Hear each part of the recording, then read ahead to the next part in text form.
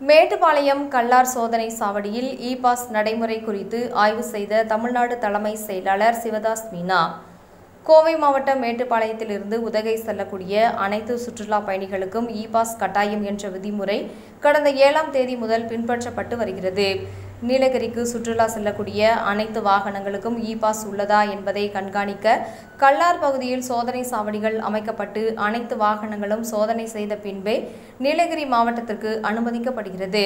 உலக புகழ் பெற்ற நீலகிரி சுற்றுலா தலத்தில் ரோஜா பூங்காவில் இன்று மலர் கண்காட்சி துவங்க உள்ள நிலையில் ஏராளமான சுற்றுலா பயணிகள் இதில் பங்கேற்பார்கள் என்பதால் தமிழ்நாடு தலைமை செயலாளர் இந்த நிகழ்வில் இன்று பங்கேற்கிறார்.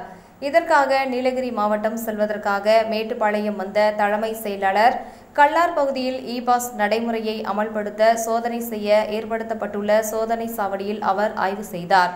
சுற்றுலா பயணங்களுக்கும் எளிதில் இ-பாஸ் கிடைக்க என்ன மாதிரியான நடவடிக்கைகள் எடுக்கப்பட்டிருக்கின்றது மற்றும் வாகன நெரிசல் எந்த அளவுக்கு உள்ளது என்பதை குறித்து அவர் ஆய்வு செய்து கோவை மற்றும் நீலகிரி மாவட்ட ஆட்சியாளர்களிடம் ஆலோசனை செய்தார்.